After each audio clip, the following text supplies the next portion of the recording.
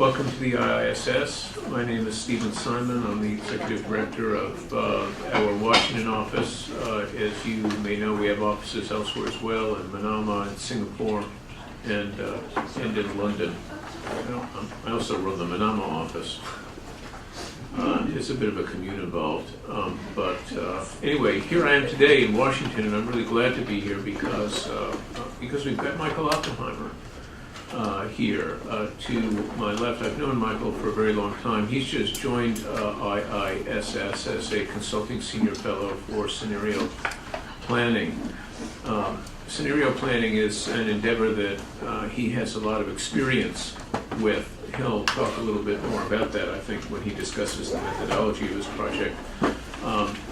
In his remarks, suffice to say that under a Carnegie grant, a generous Carnegie grant, he has been doing scenario exercises relating to key international issues, the future of countries, from China and the Ukraine on the one hand to Syria, today's project on the other.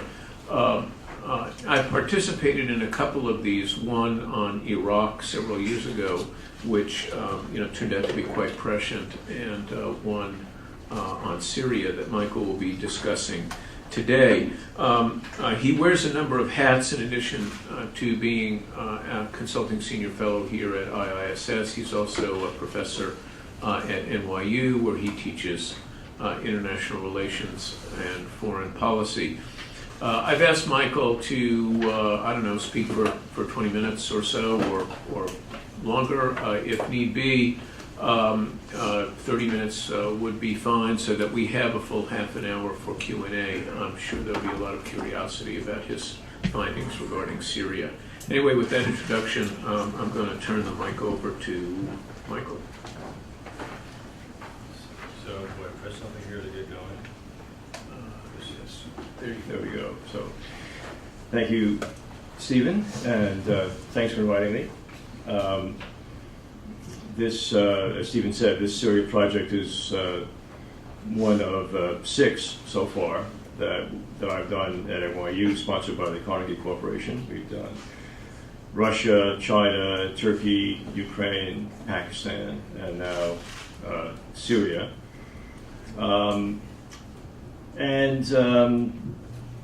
The idea behind the project is to think about the future, but to do it in a way that accepts uncertainty and surprise as inevitable. So even though we may have been prescient on Iraq, we don't expect to be prescient. And Stephen quite deliberately didn't describe the Syria work as prescient. It might be prescient. In 5 years, maybe we'll reach that conclusion. But prescience is not the point. The point really is to open up the minds of observers, academics, journalists, and policymakers to the possibility of surprising and discontinuous change. That's the world we live in. If we're going to try to make foreign policy in a thoughtful way, that's the world we have to organize approaches around. Not to wish surprise away, not to simply extrapolate recent data, which makes you right most of the time on small changes, but causes you to miss the big changes. Right?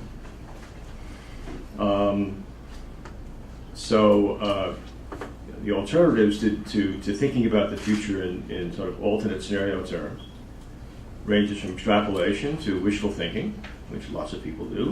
We do forecasting, but forecasting basically is a masquerade for the world I'd like to see. Some administrations have tried to create their own realities. Right? And we've seen how that worked out in Iraq. Alternate futures accepts the inevitability of change and surprise, accepts our limited understanding of the world, basically, and crafts plausible, and the criteria here is plausible, not likely, but plausible alternate narratives. In the case of the Carnegie Project, the narratives are about countries that are deemed pivotal and also in play, subject to high variability. And Syria certainly meets that test, but so does Russia and China. And then through a rigorous interactive process of engaging with experts and policymakers to tease out these alternate futures that deliver not confident predictions, but insight into the forces that are at work in shaping the future of a country, insight into surprising things that, once embedded in a narrative, become more plausible, more believable, deliver invitations to think about policy in the presence of these changes. So it really is not about prediction. It's more about acute observation, being better observers of these, of reality, which, after all, contains the seeds of these alternate futures. We just don't see them often, because we still tend to think of the world as more stable than it really is. So it makes us better observers of the alternate futures inherent in present circumstances, and gets us prepared better for things that might happen, that might otherwise catch us by surprise. So that's the idea behind this. If we happen to be prescient, and the Iraq exercise was a good example, then all the better. It means that we're doing something right. But that's not necessarily our expectation. I'll talk a little bit about process. I don't know enough about the audience to know whether process is of interest to you, but when I've done this in the past at other organizations, there has been a surprising number of questions on how we do this. And there are many different ways of doing it, from just kind of noodling on your own to developing big quantitative models that try to sort of seize on causal variables and try out different values of those variables and so forth. This process is I should parenthetically, if you want to access these other reports, including Syria, and you may have copies because they're in the back, but if you want to access the 5 previous reports, plus an article I just did precise review that explains this process and its value, you can go to our website, which is CGA Scenarios. CGA stands for Center for Global Affairs, which is what I teach. CGA Scenarios, and you'll find all that work. But the process is rigorous but qualitative.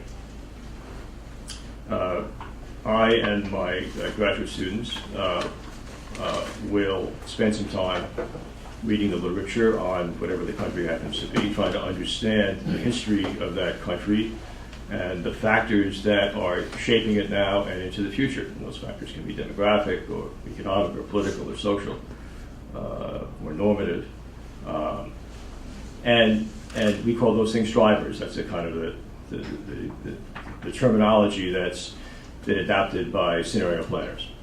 Things that are driving change in that particular country, and that will shape the future singly and as those drivers interact. To try to get some kind of sense of the scope of change and the potential causal drivers of change. And then out of that exercise, to invent alternate scenarios out of the interaction of those drivers. And based also on the potential kind of wildcard events that could happen. Some of them emerging from those drivers, some of them essentially external to those variables. But things like natural disasters and the political reaction to natural disasters, which, for example, in China or for China, could be quite consequential. The scenarios in this instance, in this part of the project, emerge from kind of the bottom up. But we're also interested in what alternate scenarios are in the literature, in the debate, because people do debate these things. People do try to predict or to find alternate futures for whatever country we happen to be doing. And so we come to the table with a sense both of the potential futures that are arising from these kind of formative drivers, as well as the alternate futures that are in the conversation publicly about a particular country. In the course of doing that literature search, we also identify 15 to 20 or so people we want at that table to interactively generate these alternate futures. And we try to find people who match up against the drivers and or have interesting things to say about a country. So the people we end up with, and it usually amounts to 15 to 20 or so, are sometimes, or some of the usual suspects, as we had several of on the Syria project, but also folks that just have a particular skill set that may not be represented in the normal sort of political economy background of most experts on these countries. So for Pakistan, we found a water expert who'd done a lot of work on water issues. It happened to be a postdoc at Yale, who nobody ever heard of except for people at Yale, who turned out to be a great contributor to these meetings. So this is, you hope to get an assemblage of people who have not met each other before. And in fact, part of the attraction for people to come to these meetings is that they have a conversation that's different than the conversation they're having within their own particular group of friends and colleagues. And I facilitate that conversation. It's about a two-day process. And it starts with, well, what scenarios out of all those that we've invented and all those that have been out there being talked about, what scenarios should we spend our time on? Because you can't do them all, right? And we try to define 3. And those 3 have to meet certain criteria. They have to be distinctive. Right? They have to be plausible, and that's a judgment call that you have to make before you actually create the scenario, but does it have the ring of plausibility? And ultimately, and most importantly, is there utility in examining the scenario?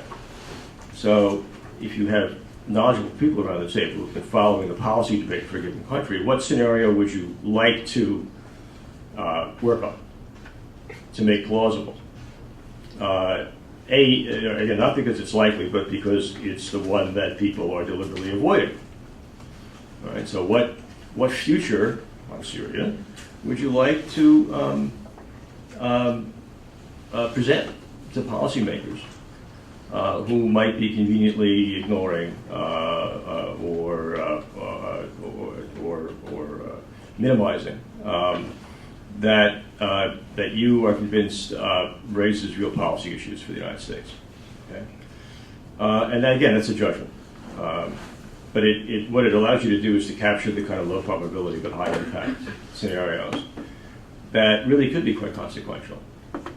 And then the test, of course, is whether you can make a case for that scenario. So that process of going through all these possible futures gives you 3, which we then spend a day and a quarter or so actually working on. Each scenario as it comes, and figure out collectively what precipitates it, what drives it, what events take place, how the drivers behave. What's a plausible story along the lines of that scenario that allows you to create a narrative that can plausibly explain how you got from the present to a very different future. And once we're satisfied that we've had enough of a conversation, then we talk about the policy implications for the United States.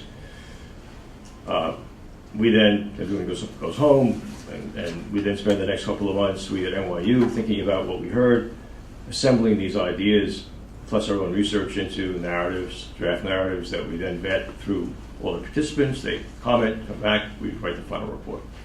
So that's the process. And it's great fun. It delivers the kind of interesting perspective that you don't often get. And it's attracting, obviously, the support of Carnegie, but also some attention in the policy community. We try to get policymakers at the table. It's not easy to do. We're very lucky to get Stephen for Syria. We've had a number of NSC people and state people and others at some of these other meetings. The real payoff here is not just writing a report, right, that gets read, but having policymakers at the table while the insights are sort of erupting out of this conversation. So they are part of the process. In a sense, they buy into the process and benefit from the spontaneous understanding that often develops. On Syria, 3 scenarios that we ended up with, and by the way, the Syria meeting took place in late February, so some time has passed. It was a reasonable amount of time to sort of look back on this exercise and evaluate whether we were at least a little prescient, if one can be a little prescient. Did we get it right? Did we get it wrong? I think these stack up fairly well. I think they're still useful, as the Iraqi scenarios are useful.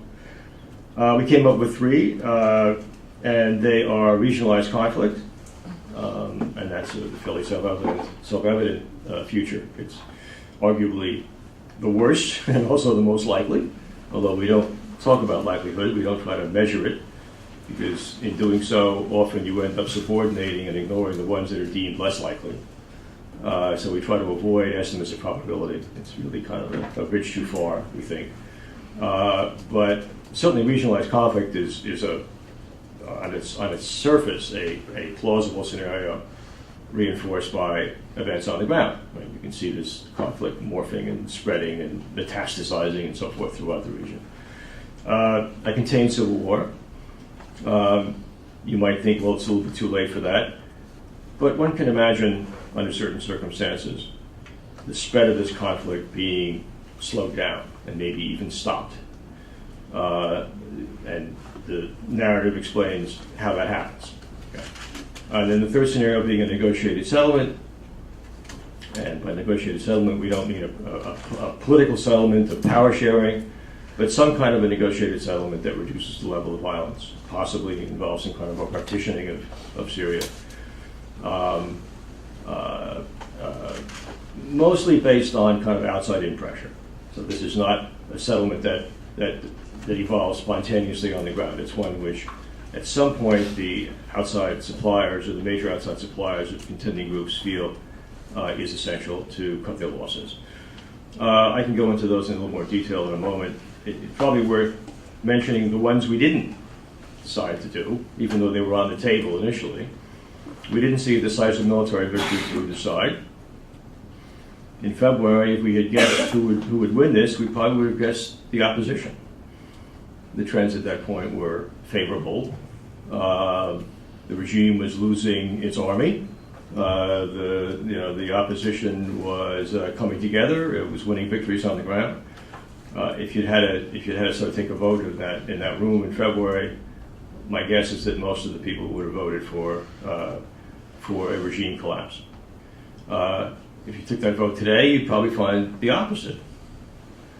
The question is whether these transitory advantages that one side enjoys over the other are leverageable into a permanent kind of advantage, or whether there's a kind of a balancing process going on, both on the ground and with respect to outside suppliers of money and weapons, that over an extended period of time essentially locks in a stalemate. Right? It's not a stalemate that's negotiated, it's not a stalemate that's deliberately engineered by outside powers, it's a stalemate that simply results from the process of give and take among these multiple actors, both inside and outside Syria. So it's an unstable, escalating stalemate. Right? Violence gets worse, and the risk of regionalization gets worse. But neither side wins. That also rules out a negotiated settlement, which is in a sense a ratification of one side's victory. Okay, so if you get to a negotiated settlement, our sense was that you don't get there because one side, in effect, is dominant on the ground, and the other sues for peace. So we didn't include a victory for either side. And we didn't seriously entertain the possibility of a genuine political settlement with power sharing among these groups, right? Because the interests are irreconcilable, because the regime is fighting for its life, because the opposition is deeply fragmented, so it's not just a two-sided conflict, it's a multi-sided conflict. It's very, very difficult to imagine that produces any kind of a genuine political accommodation. In one of the scenarios, actually it's contained civil war, we tried that, and what happened was that we ended up with a negotiation between the moderate secular opposition and the regime, because we realized we couldn't seat the Islamists and expect to have success, and so we have a tentative accord that the Islamists then blow up, essentially, so they become spoilers. And if that was a likely result 6 months ago, it's certainly much more likely now. So fitting all these people in the same room and finding a common set of interests and understandings that produces a negotiated settlement is very hard to imagine. Okay, so the three that we ended up with. And I'll take them in reverse order. Negotiated settlement, and again, so this is again not a power sharing arrangement, but is really a sort of a reflection of outside powers, ourselves, the Russians, the Iranians, the Persian Gulf states. Okay, slowly. At different speeds and with different levels of commitment, concluding that it's time to dampen down the violence, and taking advantage of what is a transitory moment of relative stability on the ground, with neither side having a decisive edge, and both sides beginning to experience exhaustion. Okay. Outside powers, in a sense, come together to impose in a sense, a territorial partition on Syria. So it may, at the moment that it happens, be perceived as interim step towards a political settlement, but the political settlement is permanently receding, and what is billed as temporary is, in a sense, made permanent by the realities on the ground. I guess the Balkan model is not a model exactly, but the idea of a Balkan-like sort of a settlement is an example of how this can be done, and we think this is a long shot, right? Because there's limited consensus among outside powers. But you can look at the events of the last month or so as presenting at least a somewhat greater opportunity to have a serious talk with the Russians and maybe even the Iranians. There are downsides there as well, and sure, we all know them if you're following the nuclear regime. But to have a serious conversation with those two countries and with our Persian Gulf allies about stemming the bleeding and about avoiding worst-case scenarios, which, by the way, is the utility of having a plausible worst-case scenario. Okay, is that you can, if you're committed to it, you can leverage it to generate political capital around a settlement which is imperfect, admittedly. Okay, nobody gets everything they want, but a settlement which is arguably better than the alternative. So, negotiated settlement would be our least likely, most favorable, plausible outcome, in a sense. Okay? That contains civil war. As I said earlier, this is a scenario that, and by the way, none of these scenarios are kind of straight line extrapolations from the present into that future. So in the case of a contained civil war, we try to engineer a political settlement, but the only people we can get to the table are an exhausted regime and a secular opposition, which is now at risk both from the regime and from its former radical Islamist partners, okay, and sees some incentive in sitting down and cutting the best deal it can. But of course, the cost of that negotiation is that you leave the Islamists out of the picture, and that's fatal for the sustainability of whatever those two groups agree to in negotiations. And so the Islamists engage in political assassinations of secular opposition leaders. They continue the war against the regime, and the settlement falls apart. And out of that kind of chastening experience is a determination among outside powers just to sort of try to starve the conflict.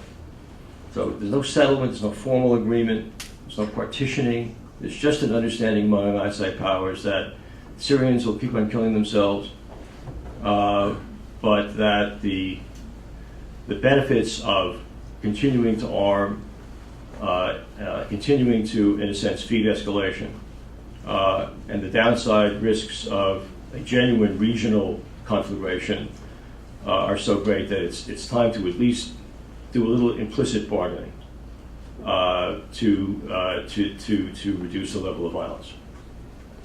It's very imperfect. It's informal. It could easily not hold, all right? Because all the things that liberals like to talk about in terms of the value of regimes and the benefit of regimes aren't present here. There's very little transparency. There's very little commonality of long-term interests or values. There's no institutionalization of this.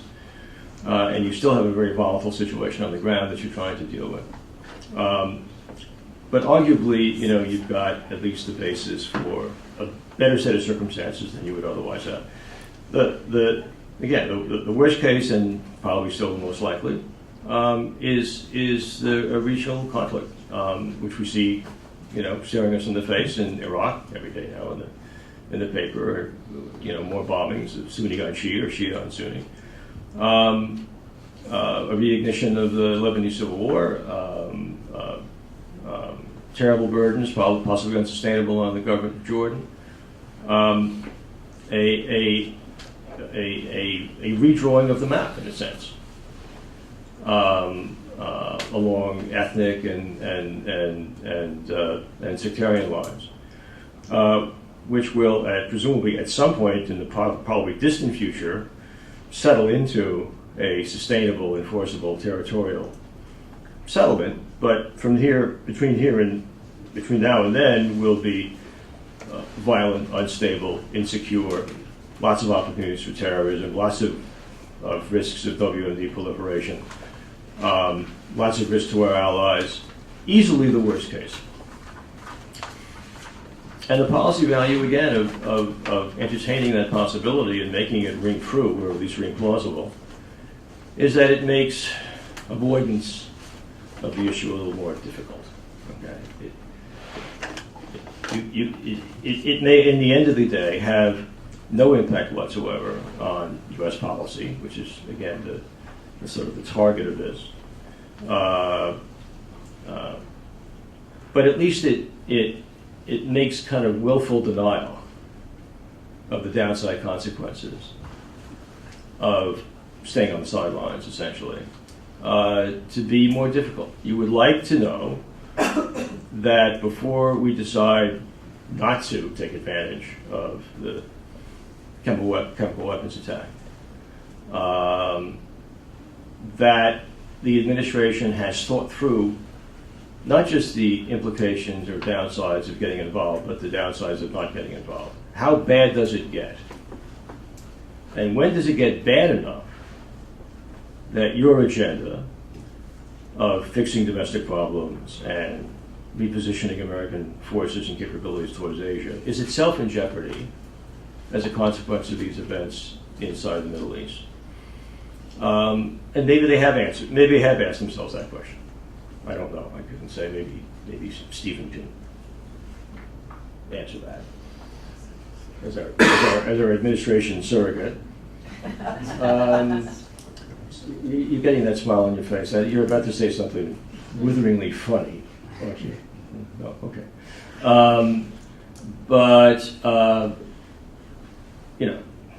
Watching American foreign policy over the last 30 or so years, there's been a fair amount of magical thinking, and it's a real risk. If you're a president with other priorities, and limited domestic political capital, you would like to think that we can somehow manage our way through Syria without placing any bets or without leveraging events on the ground. And when I say on the ground, I don't mean through troops on the ground, but leveraging events inside Syria. So that's the utility of this regionalized conflict. I mean, A is probably most likely. B, it's the black cloud hanging over all this. Is that unless you believe that these discussions with the Russians and now with the Syrians will produce not just limits or disarmament and chemical weapons, but more than that, maybe you can build it into an ongoing process. But otherwise, you may have checked the chemical weapons box, but you haven't relieved the suffering, you haven't dampened down the killings, you haven't stabilized the country. And so that kind of regionalized conflict scenario, I think, ought to be in our minds and in the minds of the administration as they make these day-to-day decisions about not going. Lots and lots of reasons not to go into Syria, God knows, right?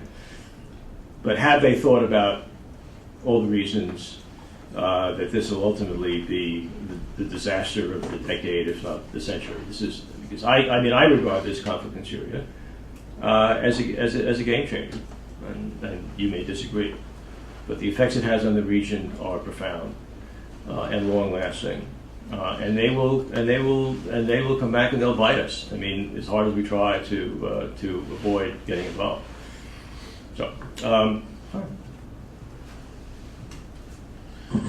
Thank you, Michael. Very provocative. Those are distinctive and plausible scenarios, and I think we have guests here who'd probably like to question you about them. Who would like to start? Please introduce yourself before you speak, sir. Yeah, hi.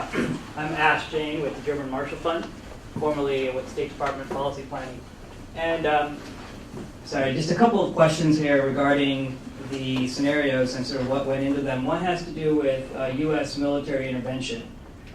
Did any of the scenarios factor in the possibility of a no-fly zone or airstrikes or some other form of military intervention that could impact the direction of the scenarios? And the second question I have has to do with your description of the last option as most favorable.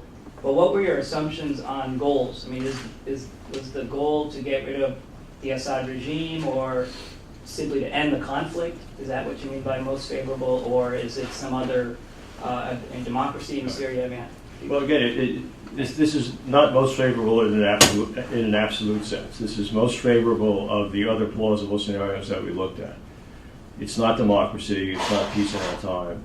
It's simply better than the others. So it's less violent. There's less potential for internal escalation because, in a sense, you're dampening down internal conflict, and less potential for conflict undermining the contiguous countries.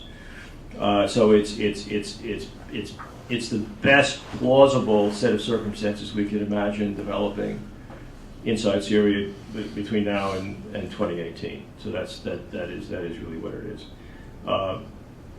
Whether it assumes a deeper American engagement is kind of relates to your first question. We tried not to make assumptions about U.S. policy because that would take away the policy value of what we were doing.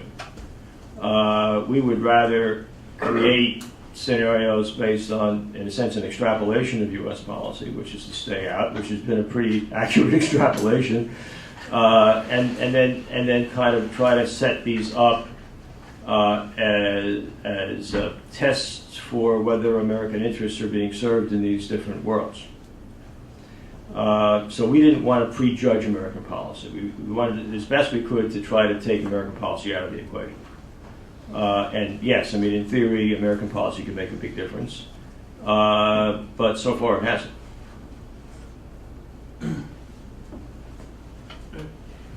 Nicole Bivens-Sadaka with an organization called Independent Diplomat.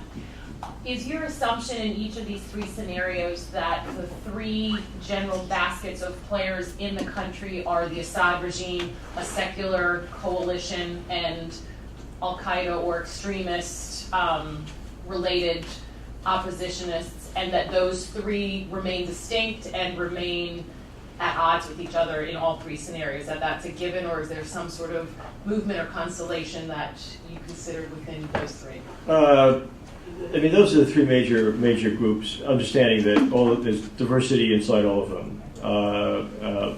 So certainly an oversimplification of internal Syrian politics.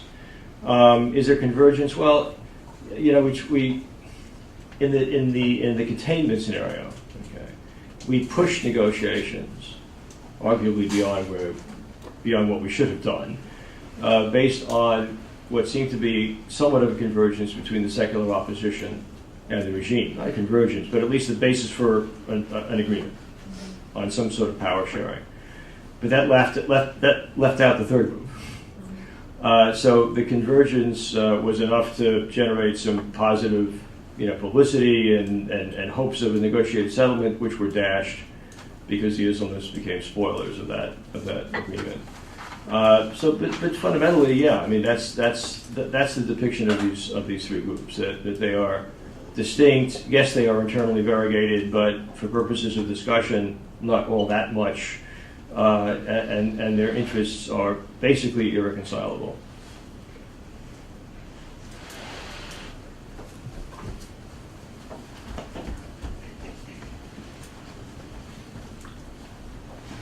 Thanks. Hi, Mona Yakubian from the Stimson Center. I have just three kind of questions I want to put out to you, if I could. The first is that I look forward to reading the scenarios in greater depth, but it seems that in a very quick reading of each of them, that the arming question figures as kind of almost an initial trigger. At least it seems to be at least in the first two and maybe even the third. And so I'm wondering if, from a policy perspective, you could talk a little bit more about how you viewed arming. And again, I was sort of reading in at least the first two that it had an escalatory impact, in one case leading to regionalization, in the other to a continued civil war. Second question is the extent to which these various scenarios take into consideration the unleashing of dynamics that are so much bigger than what any particular actor or group of actors could deal with. And here I'm really talking about the sectarian dynamic that is now at play in the region.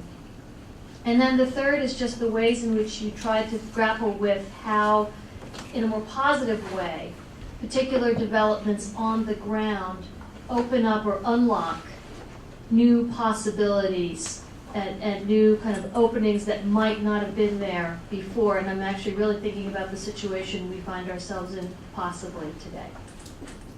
You mean with respect to the chemical weapons Opening up a agreement and so possibility forth? I'll take that first because it's the one I remember best.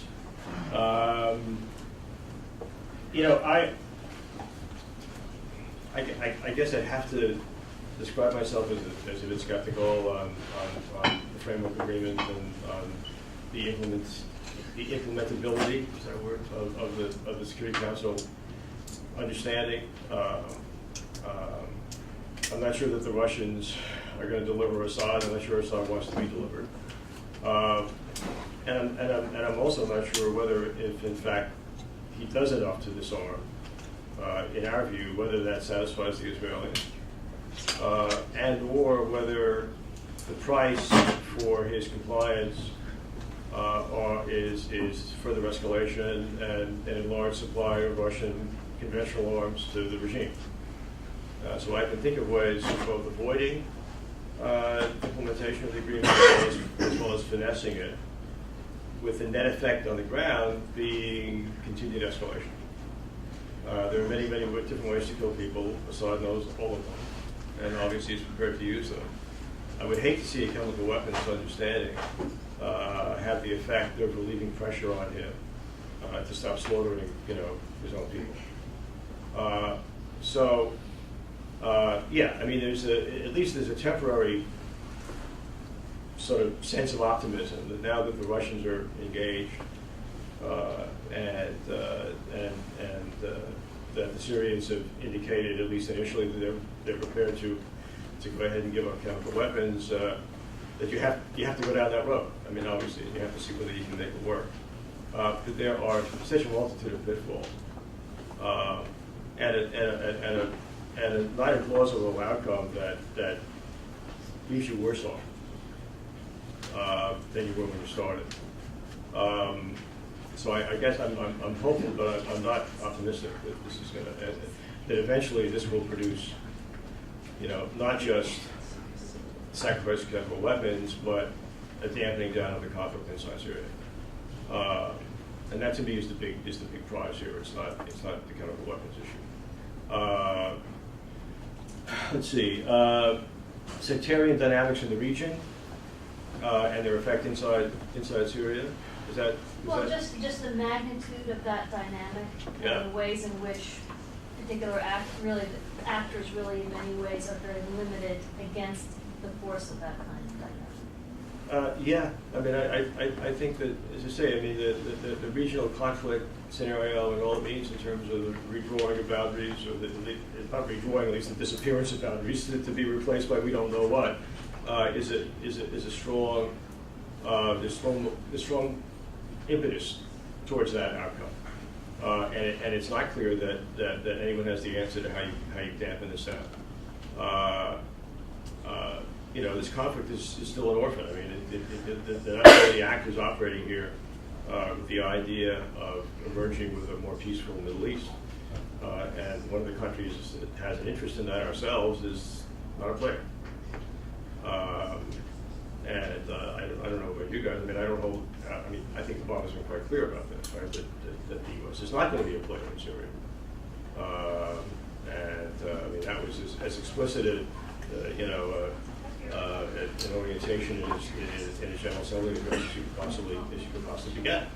Right? He talks about, our four core interests in the Middle East, none of which involve nation building or regime change or democracy promotion and so on and so forth. Right? Can you speak into the microphone? I'm sorry.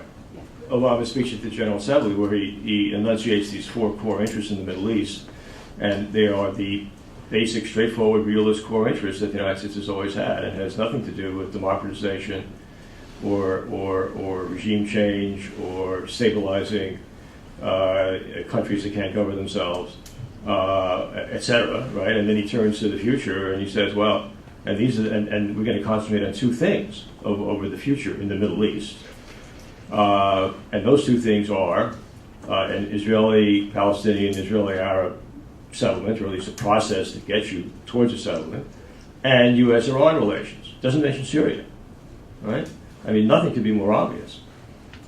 That he is not going to do Syria. He's not going to put his foot on what he considers to be a slippery slope.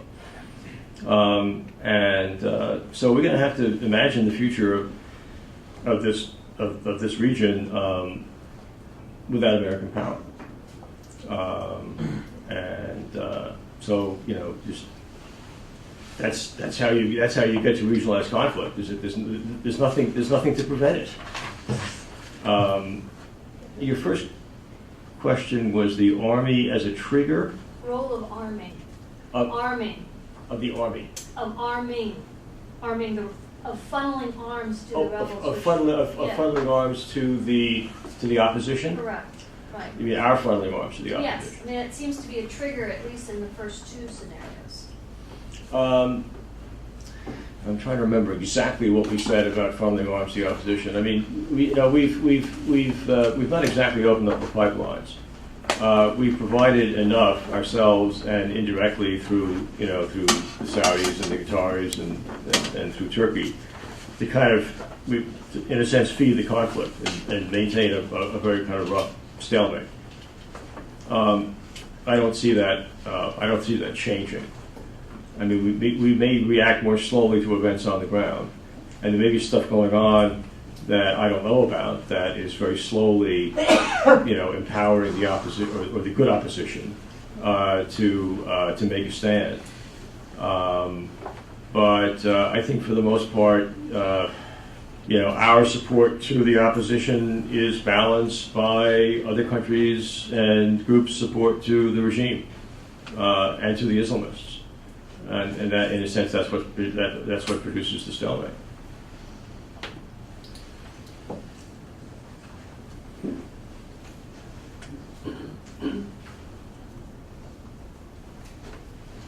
Thank you. My name is Maria Adeva. I'm a Middle East expert from the German embassy here in Washington.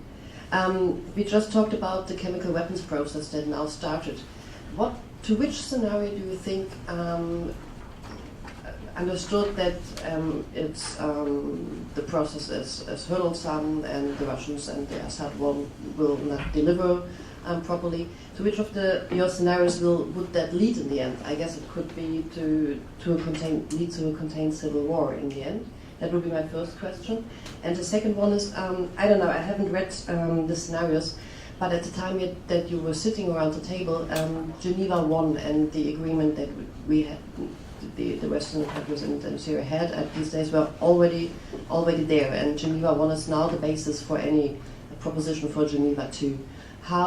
And obviously I think the policymakers would have seen Geneva I, the political negotiation on this, as a preferred outcome. How did that figure into your research, and did you take it into account there?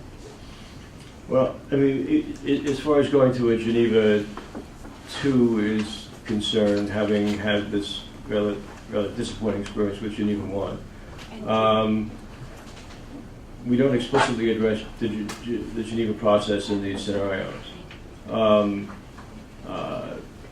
We don't obviously imagine a formal international agreement to end the Syrian civil war. So in that sense, a successful Geneva II isn't a part of any of these scenarios. I can imagine a Geneva process, existing in a negotiated settlement kind of scenario. But ultimately, as I explained earlier, any negotiated settlement is going to be one that is essentially imperfect and imposed, and will not amount to a genuine political accommodation of the parties involved internally. So Geneva might be the location or the site or the opportunity to negotiate some kind of an informal understanding among outside powers on how to control the damage or limit the damage of the Syrian civil war. But I think the initial ambition that somehow we could, by talking to the Russians and others, figure out how to fix Syria and how to get these contesting sides to sit down and reach an accommodation. I think that was perhaps not only naive, but even sort of dangerous. I mean, I think there's a risk in going for too much. I'd rather go for less. I'd rather go for what I've described in the contained civil war scenario, an implicit understanding not to feed the conflict any further. And it's not good news for the Syrians, but arguably better news for the region and for the rest of the world. So I don't see Geneva II in its full kind of ambition as plausible or fitting very well in any of these scenarios. Let's see. Your first question. The chemical weapons Chemical, process, and yeah. would it be conducive to the contained civil war scenario? I mean, I think that it could evolve in that direction. Sure. I mean, the Russians, ultimately Assad still holds the cards, I believe. All right. If he opts out, what remains is the possibility that the U.S. and Russia sort of decide to do something which is not chemical weapons disarmament, but something that produces a less dangerous conflict. We'll have to see. I mean, this is a process that could explode in our faces. I mean, if Assad doesn't agree, or if he agrees but doesn't comply, and suddenly chemical weapons, are moving around Syria in a way that we're losing track of, and the Israelis are losing track of. I mean, there's some serious potential here for conflict. If Assad isn't absolute in his commitment to disarming, And I don't have a lot of faith that he is utterly committed to that process. I think he's going to probably hide some of the stuff. And if you hide some of the stuff, I mean, there's a serious downside risk that the Israelis will conclude that they no longer have an understanding of the ownership or provenance of those chemical weapon stocks, and then it gets much more dangerous. Or the Russians disappoint. Putin can be surprising, right? He's already surprised us a few times, and he is capable of doing so again. So maybe Putin concludes after a while that Assad won't play, and he can either throw his lot in with us, or he can just kind of revert to his uncritical support for the regime. We don't know. Do you want to jump in here at all? I want to hear what people have to say, and then we can share our impressions. Ian Harlan. I'm Harlan Ullman. I have a somewhat different interpretation of what you're talking about. Mr. Obama may not mention much about Syria in his speech, but he is in deep trouble over Syria, and he has bet much of his future on this. He, for some reason, came up with these two extraordinary contradictory decisions, one to attack, to deter, to degrade, and the other to go to Congress. And quite frankly, the Russians so far have saved his bacon. This puts him in the worst position because if this issue over chemical weapons is not properly fixed, and if the logistics are just, no matter what the Russians do, and if they are indeed 100% engaged, if you think through the logistics, they are nightmarish in the extreme. But if it doesn't work, there's no doubt in my mind that Obama is going to have to strike, irrespective of Congress, and that will make the situation far worse. On the other hand, if it does work, Assad's going to stay. So either way you look at it, Obama has put himself in an unbelievably difficult circumstance. And while the situation in Syria, from your perspective, may lead to some kind of negotiation, it seems to me the president's position is one of profound weakness, and I don't see how he gets out of this hole. Could you comment on that? Did you give a scenario on the future of the administration? No, but we know it's not going to be the administration in 2018, so we just ignore that. Well, forget so that. We have to separate what we think will happen from what we would like to happen. I don't, when the administration, when Obama drew that red line, okay, one of the things that should have happened was, what are we going to do if Assad ignores it? Of course. Okay, but they didn't do that. All right, so this reaction just reeked of extemporaneous, ad hoc, fly by the seat of your pants, right? And it was so clear that they were ill prepared for the possibility that the American president wouldn't be listened to attentively by a regime which, after all, was fighting for its life and would use any resource at its disposal. So, so leap forward to today. We now have a framework agreement with the Russians and a Security Council resolution to disarm Assad. Has the administration thought about what they will do if Assad balks at the agreement? My guess is no. Because they don't. I don't agree with them. I think that they think they're going to attack, and I think let's take that to the bank. Well, if we're going to attack, then it would have been a useful thing, all right? It would have been a potentially significant deterrent to say out loud to the world, we'll trust the negotiating track as long as we can. But if we're convinced that he's not obeying, complying with, adhering to this agreement, we will intervene. And I, Barack Obama, will do so without going to the Congress, because I have the presidential authority, constitutional authority, to do that. Right? That would have been a good thing. I can't believe that somebody didn't tell him that. That the most effective diplomacy is not a diplomacy that's based on, your enemy's doubts and uncertainty about your resolve. Right? The most effective diplomacy is coercive diplomacy, or diplomacy with the implied credible threat of the use of force. The fact that he didn't do that suggests to me that he really hasn't thought about Plan B, and that I don't even know, well, I hope he has an idea of what would constitute noncompliance. I don't know if he does or not. or what the indicators would be of noncompliance, or how he's going to convince his allies of noncompliance. So what is he going to do if the Israelis decide they're noncompliant and we don't think the intelligence is as clear? I hope he's thought about all these things. But, you know, without Stephen in the White House, I mean, what hope is there? So I just have doubts about whether this has really been thought through. Okay, we have time for one last question.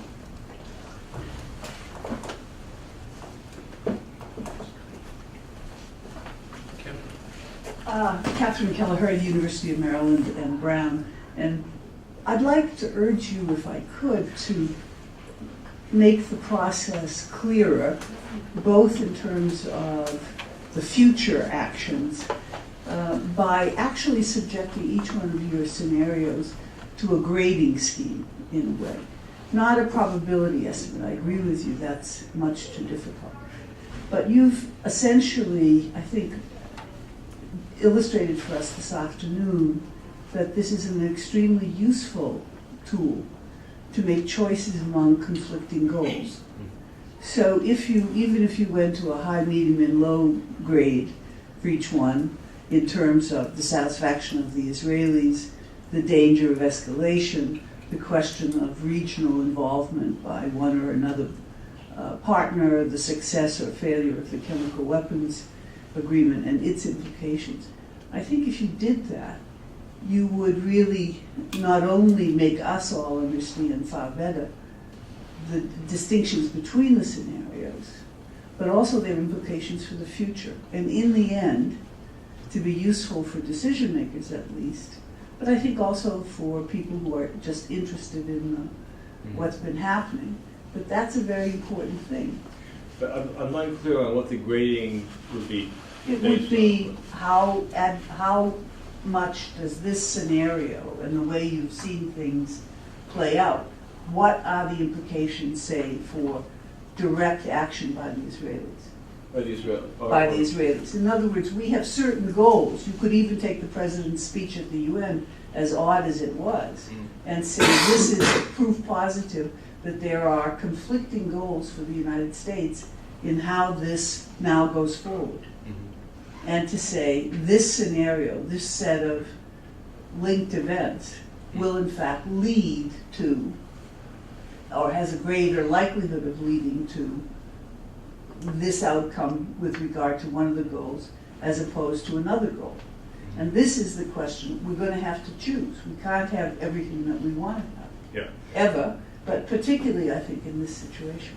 Well, I think that's a good idea. I mean, it is in addition to the 3 chapters, one on each scenario, there's a final chapter on policy implications when I sort of try to draw some of this out. But I mean, the most obvious example, and I think I said this here, is that the worst case scenario, which is also a certainly plausible, if not likely scenario, of regional engagement and so forth,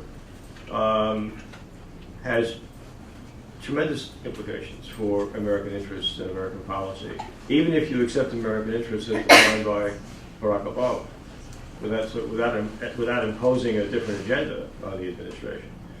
It's very, very hard to do the things he wants to do domestically, or with respect to American core interests in the Middle East, or with respect to rebalancing towards Asia, if this conflict gets as bad in the Middle East as it's depicted in that scenario.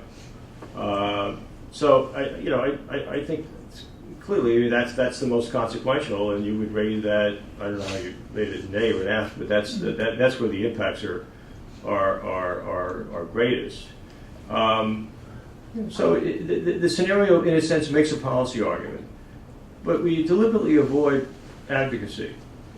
What you'd like to do is create a plausible view of the future, which is consequential, okay, without producing the normal, harangue about American policy.